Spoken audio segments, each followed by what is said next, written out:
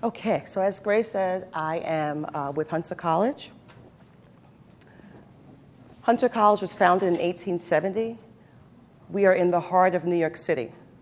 We are the largest school in the CUNY system, City University of New York. So we're about 25 schools within that system. At Hunter, we have 23,000 students pursuing graduate and undergraduate degrees in over 170 areas of study. We have several schools, the School of Arts and Sciences, the School of Education, School of Nursing, Social Work, Health Professions, and Urban Public Health. And we are spread out over New York City. Even though Manhattan is a very small island, we are all over the island of Manhattan. So we are dealing with faculty members all over the island.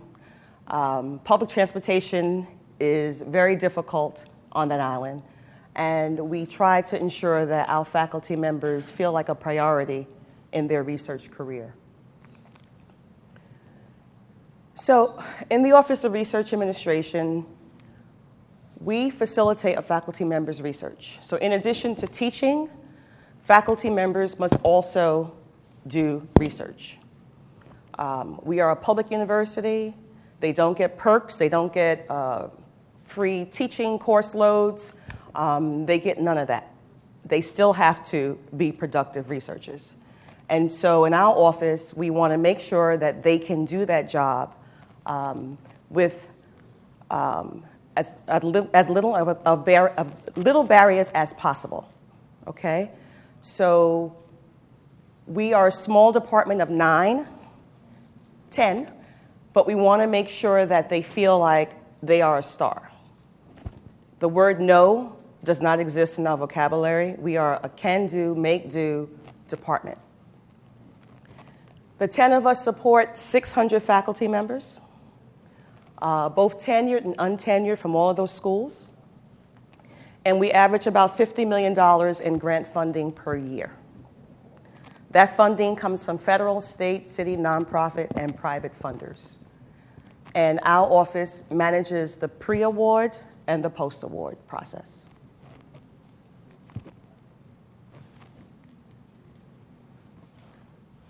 Okay, so to the right is our paper process as it existed. We had a paper-based approval process and a review process. We stored tons and tons of paper documents. It was color-coded. You see the little pink tabs. That was the names of the faculty members. The color-coded manila folders were the academic years. Like we had this whole system going on, but lots of paper. We tracked the information about the proposals submitted and also the proposals awarded in 2 separate databases. We actually used DBase. Anybody remember DBase? Yeah. Yeah. And we had about 20 years worth of data in DBase. And we also tracked the pending proposals in Access. So we were trying to, manage those 2 worlds. If information was needed, we would try to fit the 2 databases together to get that information. We manually assembled the proposal documents. So a proposal can have at least 10 components. We would assemble those manually. Once again, tons and tons of paper. Part of making a faculty member feel important is making them think that you remember their entire grant history. So if they called and they said, "You remember that grant I wrote 5 years ago? Do you have a copy of it? Can you tell me what I put in about my facilities? Or can you tell me what my bio sketch said at that time?" So we maintain all of that information. It also is was a very labor-intensive process to meet the compliance requirements. So many of you know words like IRB, IACUC, RCR, COI. So those are compliance bodies. Institutional Review Board, the body that deals with research in humans. IACUC, that deals with research with animals. COI, conflict of interest. RCR, responsible conduct of research. So we have to ensure that all those things, all those compliance items are met before a grant can be awarded, and sometimes before a proposal can go in. So it was pretty labor intensive. We also had another database that kept track of like the trainings. So it was pretty labor intensive to try and figure out whether the compliance requirements were met. To retrieve the grant documents once they were submitted, it was also labor intensive. We had file cabinets in this area that was like dead files. We had file cabinets in another area that was pending. We had file documents that were active, and God forbid it should be on someone's desk. How would we find that? The security and the confidentiality of the data and the intellectual property also very key. So we are a public university. And because we are a public university, New York State requires that anyone can access the university at any time. So 24 hours a day, if you are homeless, you can come on campus. If you just need a place to sit, you can come on campus. But of course, you know, with those things come extra problems. So we have high theft.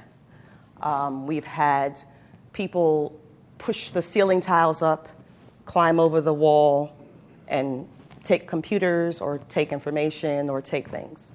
So ensuring the confidentiality of the data and also the faculty members' intellectual property, you know, because these are ideas that they have that they don't want someone to steal. So even though, yes, we could lock them in cabinets, it really wasn't the safest way to store the data. Okay, so ECM. Why did we decide that we wanted to do this? How did we begin? What was the process? And where are we in the process? So I heard about a paperless system, and I thought, maybe this could be something that can help us. I think initially we weren't thinking about workflow. We were thinking, like, how can we just get that information into a database or some kind of storage facility or some kind of storage system to safeguard the data. We really didn't understand ECM. We didn't understand the benefits of ECM. So we embarked upon looking at vendors, and we found Laserfiche. Actually, it was another university that was using it, and we said, oh my God, you mean like there actually is something that can help us? So we contacted Laserfiche. They put us in touch with a VAR, which really was one of the best things that happened through the process was to get a VAR who was able to sit with us and figure out what our issues were and what a solution would possibly look like. Laserfiche worked for us because it was inexpensive.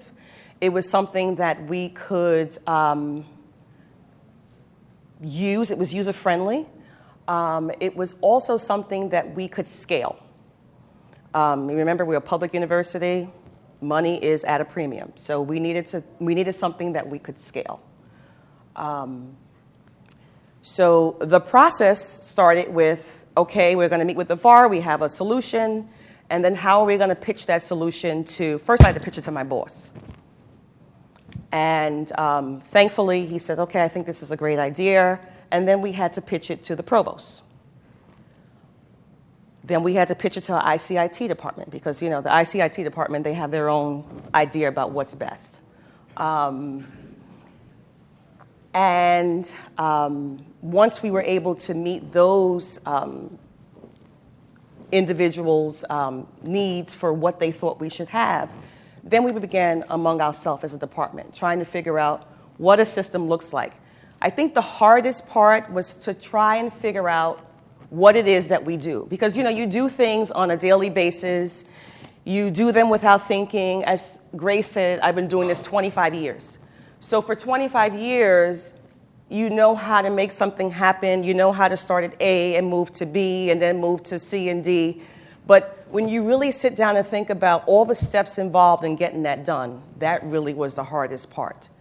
So we had working group luncheons where we sat together, jotted down everything. It ended up being quite a very detailed process.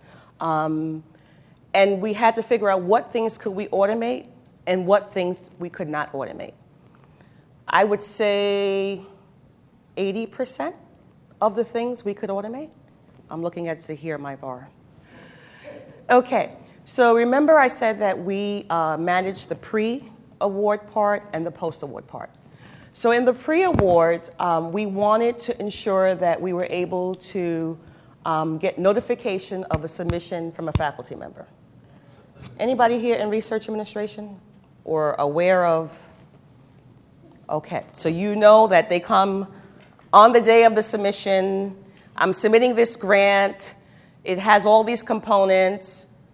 You're probably working on 10 other grants, so, okay, how am I going to find the time to figure out how to help you? So the notification of submission from the faculty member was the number one thing that we wanted. We wanted to be able to know when a faculty member was submitting a grant. We wanted to be able to coordinate the submission process. 10 people in department, not all of us work on the submission of the grant. So we wanted to be able to ensure that we could make that person feel like they were the fabulous faculty member that they were. We wanted to be able to assemble and manage a variety of the documents that were needed in each proposal. And we wanted to ensure that we were meeting those research compliance requirements. We wanted to ensure that we had approval from deans and department chairs. So for those who were not in the research world, just because a faculty member wants to do research doesn't mean that their dean and department member may feel that that's the best thing for them, or that that funding opportunity is the best thing for them. Especially when it comes to limited submissions. They may feel that another faculty member should have the opportunity to submit that grant. And also, if there are some deals that are worked out where, for instance, they're going to get a course release. Remember, we say we don't do it, but sometimes they make exceptions to the rule. How are we going to document those exceptions to the rule? So we needed to ensure that we had approval from the deans and departments chair. A clearance policy. So we have a clearance policy in the college. If a faculty member wants to submit a grant to a foundation, they have to apply to a committee for approval. And that is because in many institutions, you know, the foundation department, or development as it's called in some schools, they are in the business of fundraising. And so the college doesn't want a faculty member competing with someone in the development office where we're going to get lots of money from this institution, as opposed to one proposal for a faculty member's research. So that clearance policy is really important, and we have to ensure that we have that. Otherwise, you know, some of us could lose our jobs if we are competing with presidential initiatives with foundations. And as I said before, limited submissions. So some funding opportunities will only allow one proposal from the institution. We need to ensure that we can manage those limited submissions. Our post-award goals were being able to compile the pre-award information from the proposal stage so that when the grant is funded, that we had that information. We wanted to ensure that we were managing budget restrictions and requirements, that maybe this grant does not allow a faculty member to buy equipment, or maybe the salary was only limited to a part-time staff and they now want to hire a full-time person. So being able to manage those budgetary restrictions is really important.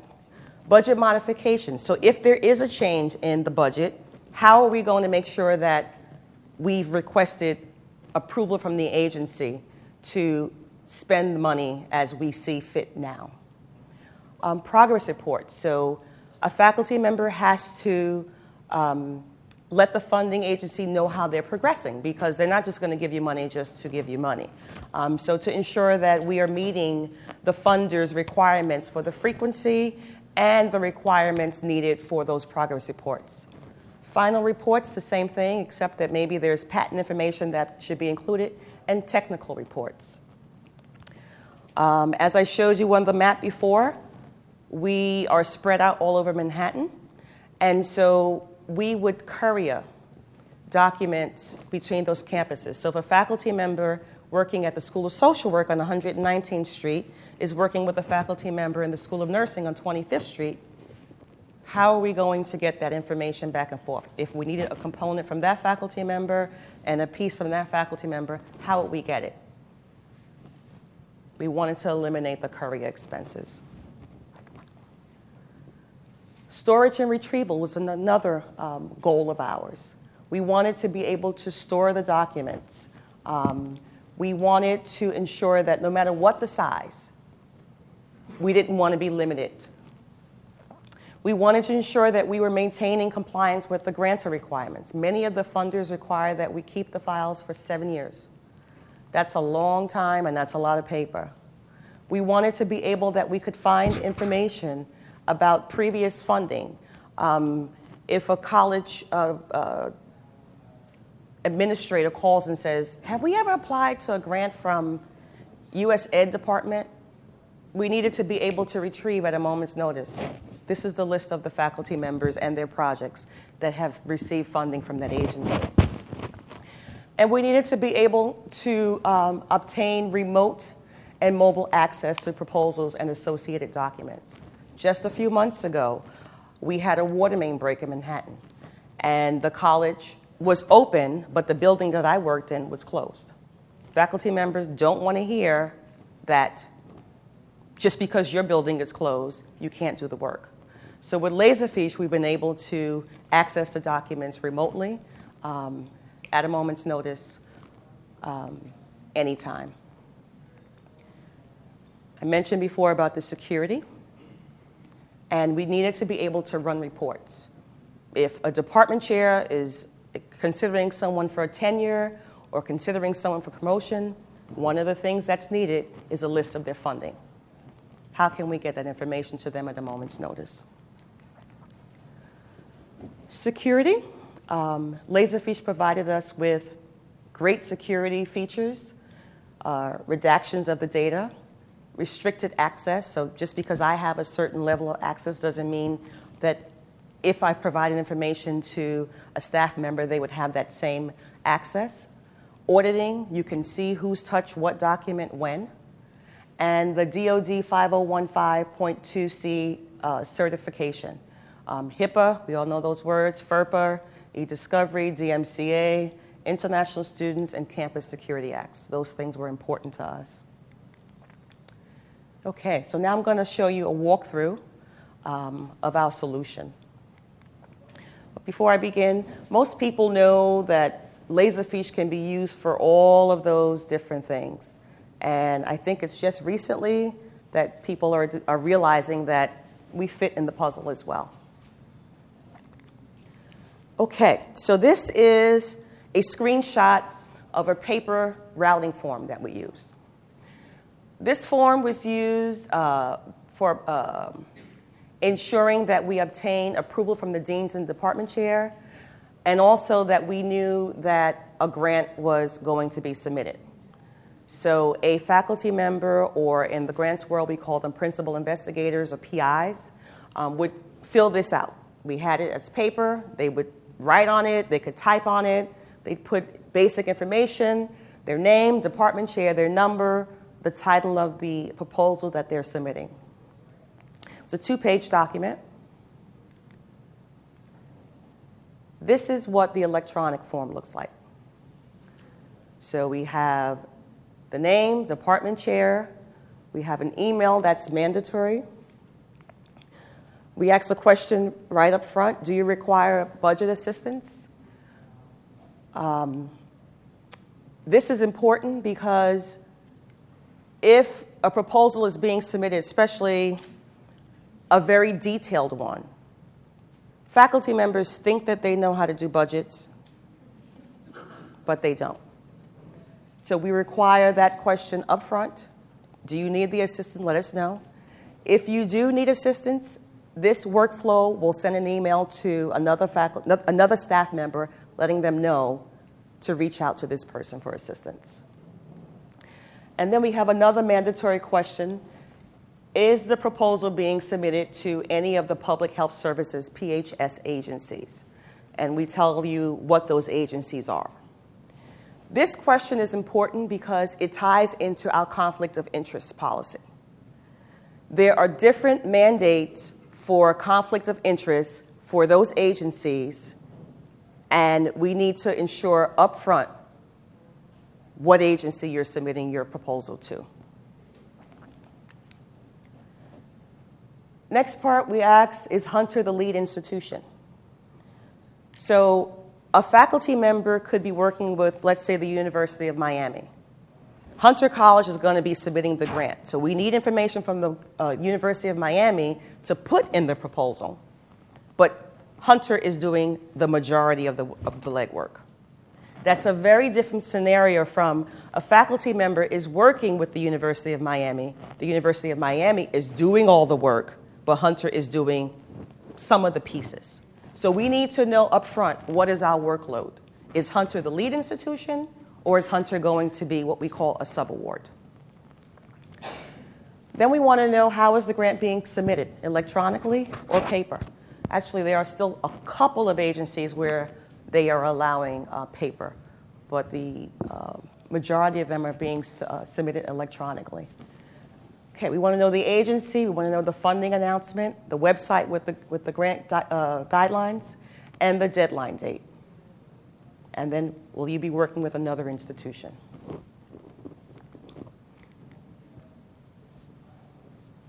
Okay, so once they complete that first part of that form, they're emailed a proposal ID.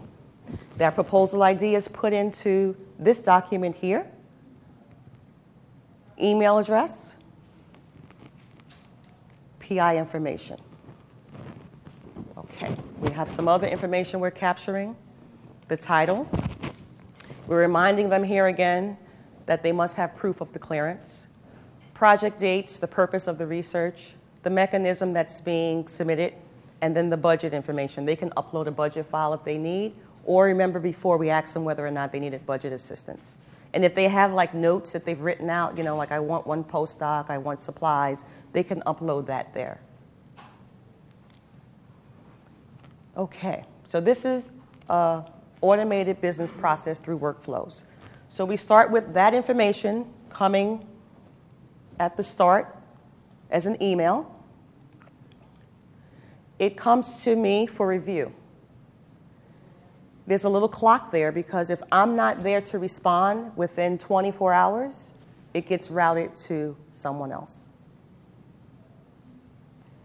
The information gets saved in the repository, and that starts the workflow. Okay. This part is really key, too, that it's timed. I'm not in the office this week, so if something is not happening in an expeditious manner, it gets routed to someone else. It's not sitting in my email. It's not sitting on my desk. Someone's going to address it. Okay, this is another screenshot of a workflow. And I like this screen because it shows you that two things are happening at the same time. So this is one process, and this is another process. So this process here is doing the SFI, or like the conflict of interest. So you remember I mentioned before that different agencies have different requirements. So this one here is checking to see what agency it's being sent to, and based on that information, there's a decision branch, certain documents are being sent. The one over here is the condition tree. You remember that box that they checked? Is Hunter the lead institution? If it is, something happens, and if it's not, something else happens.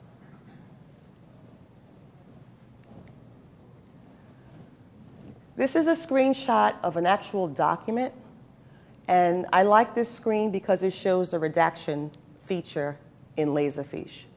So faculty members have to complete training. Some of you may know CITI. CITI is one of the leaders in training for many of the research compliance issues. So this is an actual certificate of completion. And to the right is the metadata. And you see we redacted the learner. And if you look over here, that information is redacted. This is a screenshot of the folder structures. So you see there are 3 different grants. We have something called a presidential grant, something called a PSC CUNY Enhance, and something called a PSC CUNY. What I want to point out in this slide is that the folders are consistent across all of the funding opportunities. We keep track of amendments, the approved contracts, the award letters, budgets, checks, contracts, correspondence, final progress reports, invoices, proposal routing forms, proposal templates and guidelines, research compliance material, RF paperwork, and subawards. So when we met with our VAR to try to figure out how we were going to categorize it, for us it was important that it looked similar to our paper files. Because we were used to that system. We knew that if we were looking for a particular document, we would find it in that folder. It doesn't mean that we can't search, but we really wanted it to look like it would look in the paper drawers.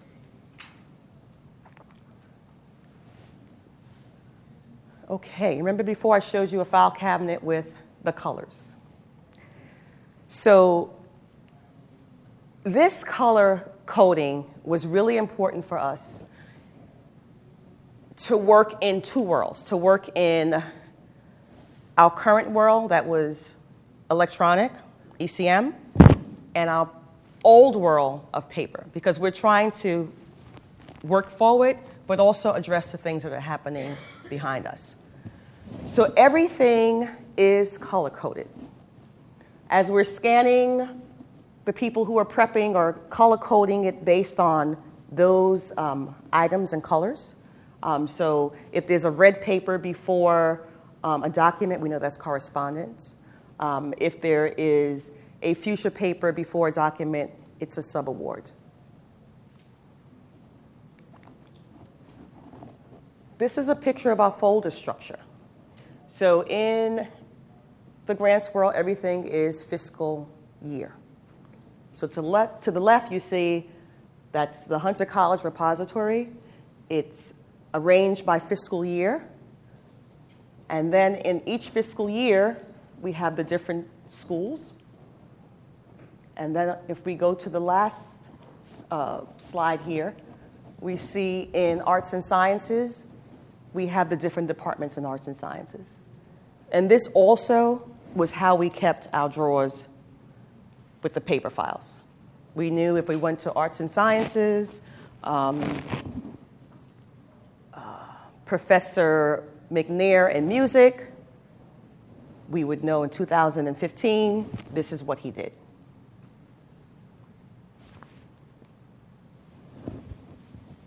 Okay, so the benefits of the current system, we have eliminated a lot of the courier cost. We have accurate and complete information. We have a paperless processing that automates our workflow, improves security, improve responsiveness to faculty and researchers, remote and mobile access, enhanced coordination with the Research Foundation of CUNY. So we also have a fiscal entity in this mix. And so they cut the checks. They process the contracts. So we have to be able to get the information that we have to them. So we have enhanced coordination with getting that information to them. Reclaimed office space and improved compliance with grantor requirements. This is what we look like now. Yeah, we have a lot of empty cabinets. We actually still have not gotten rid of them. Space is a premium in a public university, and we haven't been ready to let others know that we don't need the space for the cabinets. I guess we have to come up with something quick before we move the cabinets, because if they see that there's all this space, it's going to be taken and given to another department. Okay, bottom line. Time savings, I mean, the time savings has been incredible. While I'm here, one of the caveats to me being here, my boss is on vacation. And my boss said, the only way you can go is if the administration does not know that you're not in the office. So if you see me at another session, I'm on my laptop, it's because I'm working. And I have to be able to be in the office. And I have access to my files. I have access to do the things that I need while I'm here. So that time savings, like I got an email, the president wants to know about this faculty member's research history. What grants has she submitted in the last 2 years? I was able to send it. The long-term benefits space, remember, we're still not sure how we're going to handle that. The safety and the control of data. So one of our long-range goals is we're going to give user access to the deans and department chairs so that they're not calling us to say, can you provide that information about that faculty member? They can just go in and retrieve the information on their own. The workflow. Trying to ensure that all of those pieces, especially on the pre-award, were met, was so difficult. It really required, we all had our own little work systems to make sure that we met that need. I might have had a cabinet that had certificates for, let's say, the RCR. I may have had a cabinet that had certificates, but what if I didn't file it? Or I put it in the wrong place. And then I'm going back to the faculty member to say, excuse me, I can't really submit your proposal because I'm missing the RCR. That's not a good look. So we have those copies electronic. They're linked to the actual proposals. The expiration dates are in there so we know what they are. The IRB approvals are in the system. So we are able to work better. Another thing is the approval from the deans and the department chair. That was a biggie. So especially when a faculty member is working with a faculty member from another school within Hunter. So I'll use a scenario again where a faculty member is at the School of Social Work on 119th Street working with a faculty member at the School of Nursing on 25th Street. To get those signatures was crazy. So we had to, the faculty member would get the form. We'd send them the form. Either we send it in inter-college mail, or they would come by and get the form. They'd fill in their information. They would take it to their department chair. The department chair would sign, but what if they weren't there? They had to leave it there. The next day they went back. Oh, I don't know what happened to it.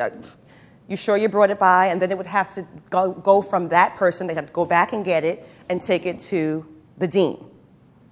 And then if they're working with another school, they'd have to go to the other school to get those sign-offs. So the time involved in getting something as simple as that has been phenomenal. The ease of access, as I mentioned, the immediate access to the data, the central location of documents. We don't have to worry about the desk scenario. If my boss, he's a paper fanatic, if he pulled a folder and it's on his desk, that doesn't matter anymore. There's no folders. I can be looking at the same document that he's looking at. The shared access across campuses, I mentioned that, and then the remote access.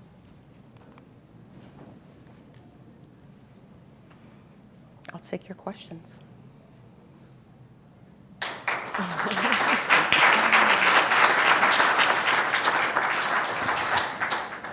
of the reports that you're running after the fact, is Yes.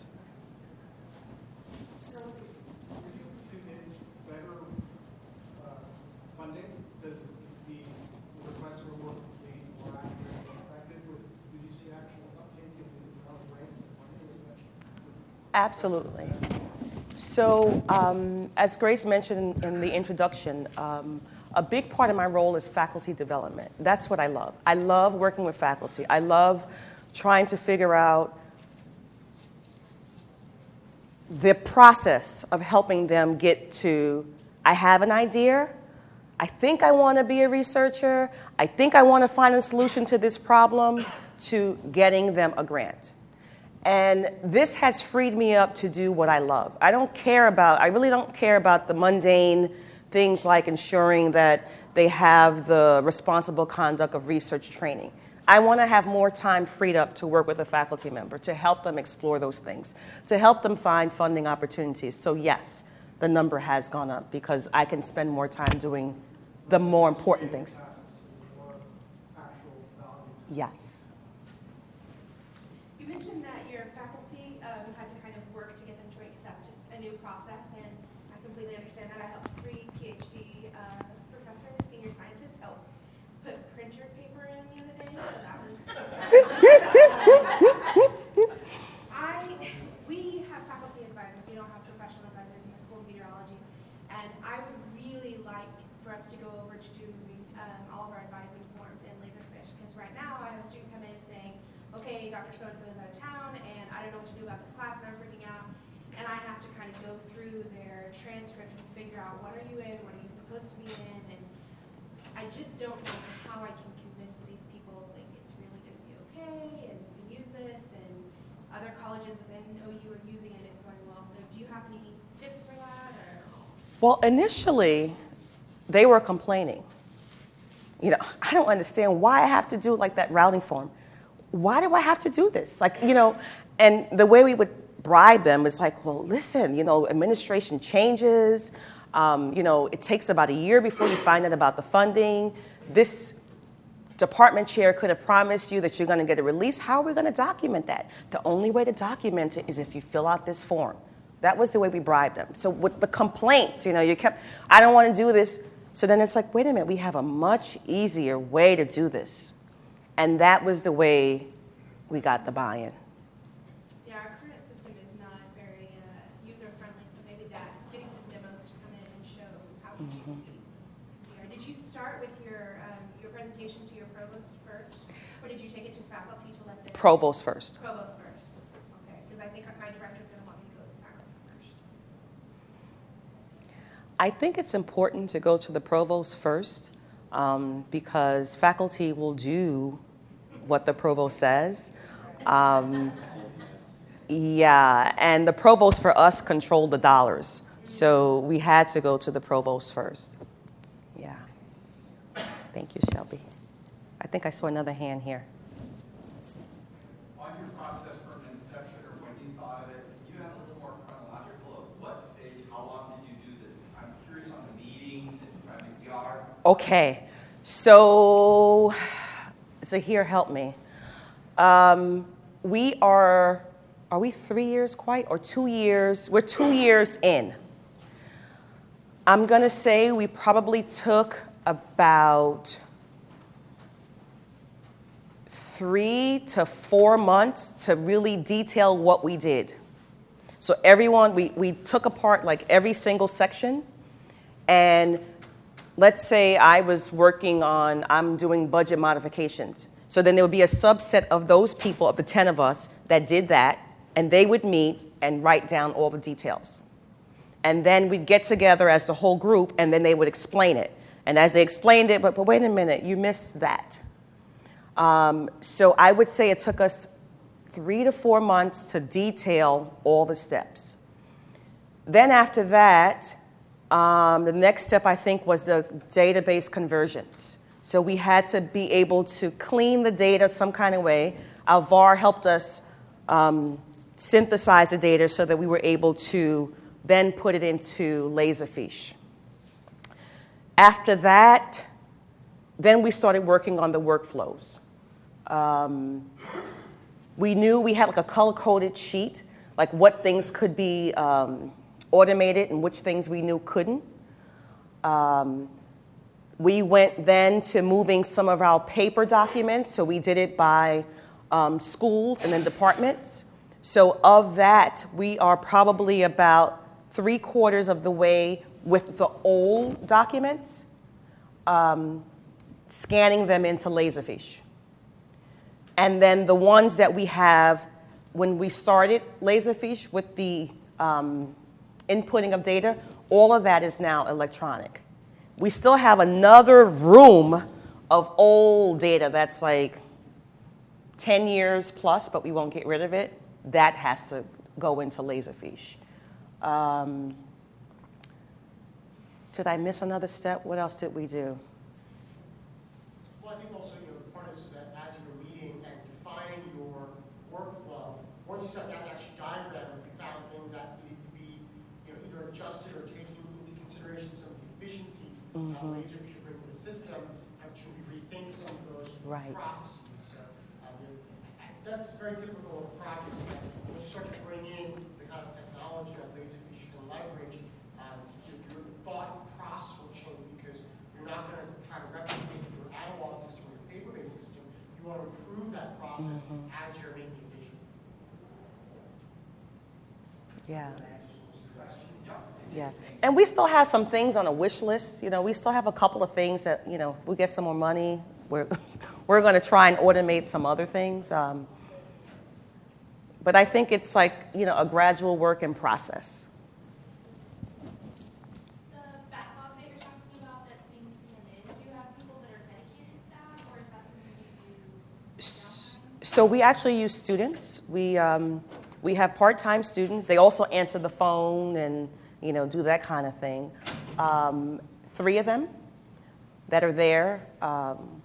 And we also, I love the drop and drag. So like things that come in emails now, I don't need to send that to them. I can do that myself. But the paper, yeah. How are you documenting what you've scanned versus what hasn't been scanned? So we have cabinets that have the stuff that hasn't been scanned. And then once it's scanned, we have one of those part-timers do quality control, where they go through and make sure that everything's there, and then it's shredded. So we don't keep it. Once it's quality control, it's gone. Which version are you running of Laserfiche? 9.2. Soon will be 10 after we tested a few more processes we need to test before we're able to 10. Any more? Carolynn, Yes. How did you training for faculty to use things? The training for faculty? Actually, we didn't really have any problems. It was the email they got. They didn't balk at the emails. It was just, okay, this is what you do. We're moving to this new system. We didn't really spend a lot of time in training faculty. The staff in the office, yes. Carolynn, would you say that for the faculty, was there any benefit to HB forms having like the built-in help or the context or only showing the pieces of the form that they need? Oh, that's a good point. Yes. So in that form, they only get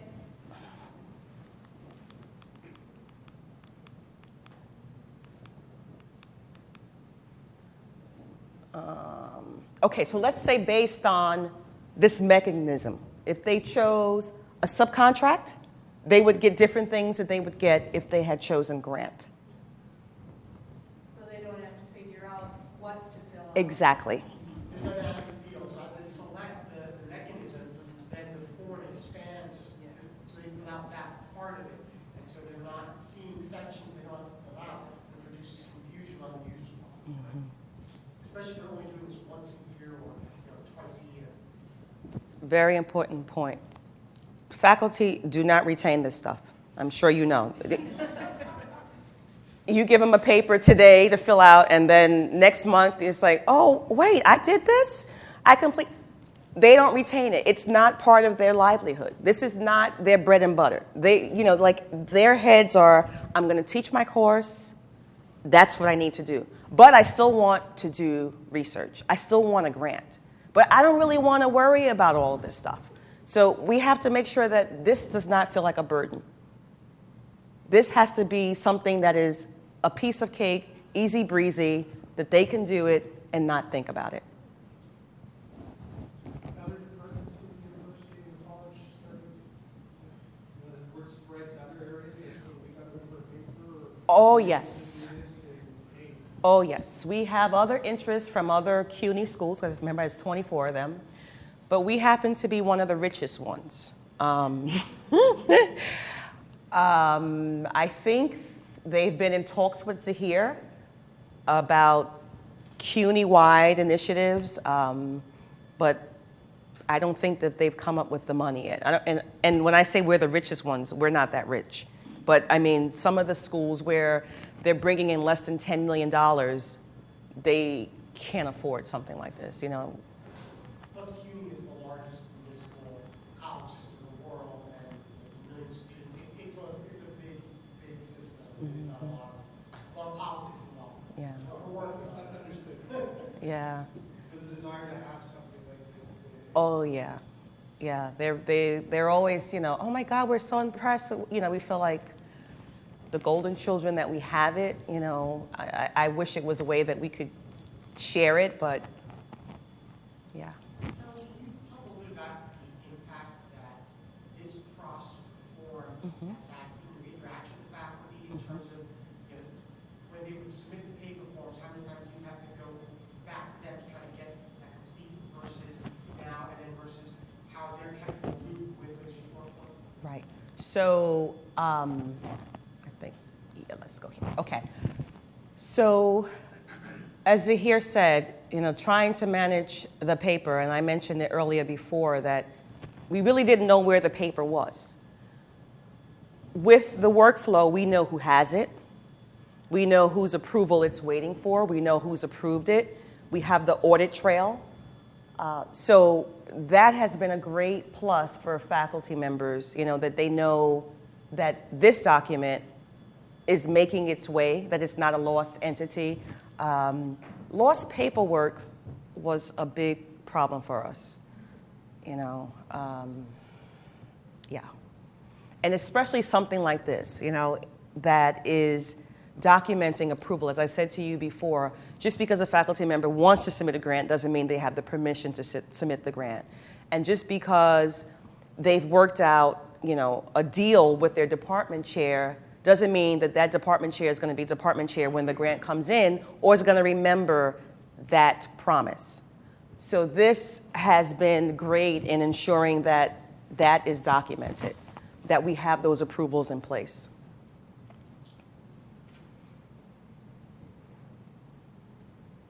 Any more questions?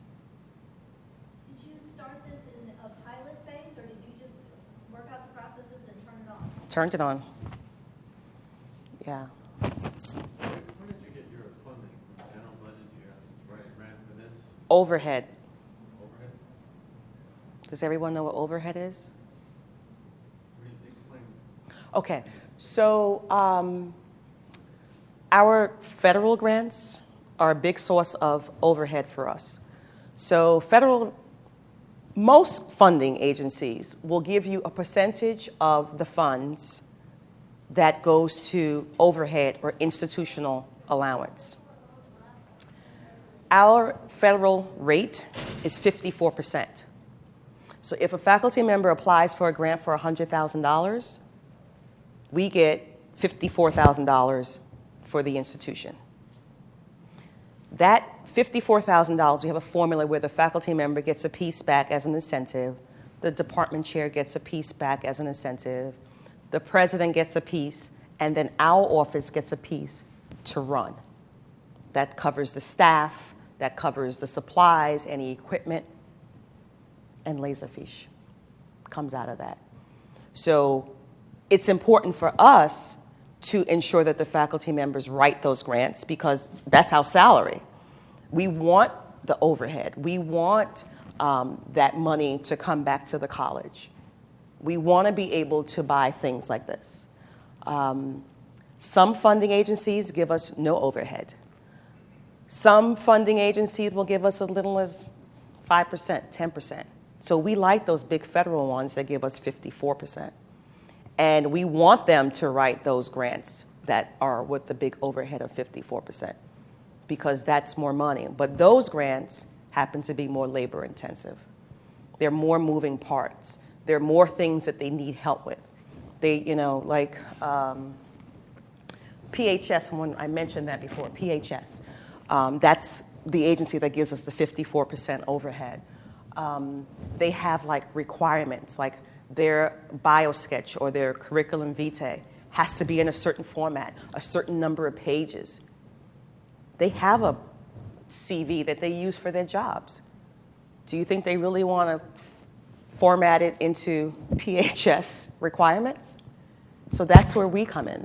Those are the things that we have to help them do so that they'll want to write the science, because I am not a scientist. I can't help them with why cancer cells are predominant in a certain group. I can't help them with that. But I can help them with the editing. I can help them with all the other components that go into a grant proposal.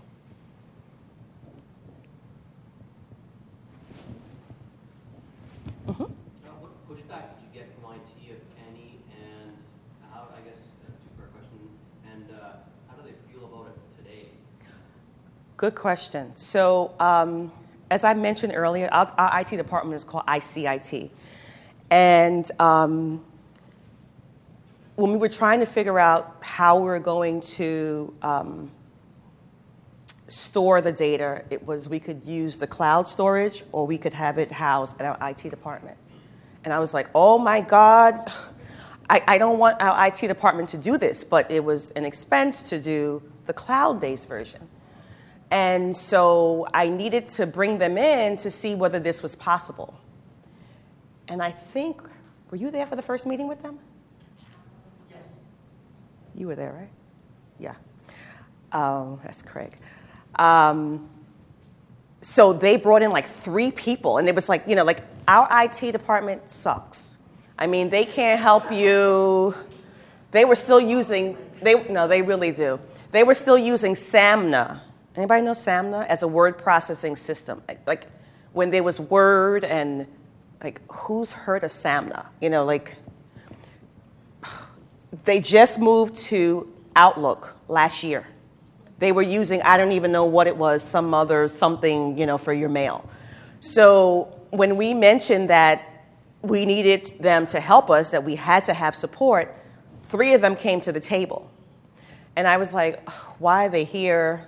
They're probably just going to just muck this up. Do they know what questions to ask? Can they really support this? And they came in. They brought in the head of the IT department, who was a VP for something. They brought in 2 other people. And I think they took, Craig, how long was that?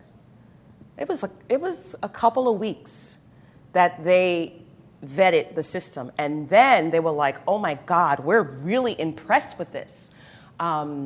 I wonder how we can get this for our other departments, because they would tell you, we have nothing like, we're the only department that has something like this.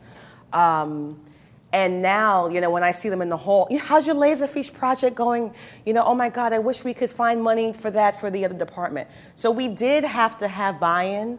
And as we go through like upgrades and things of that sort, we do have to include them. It works by getting like an individual. Like we had like one really good individual who understood Laserfiche, who could help our VAR in the process.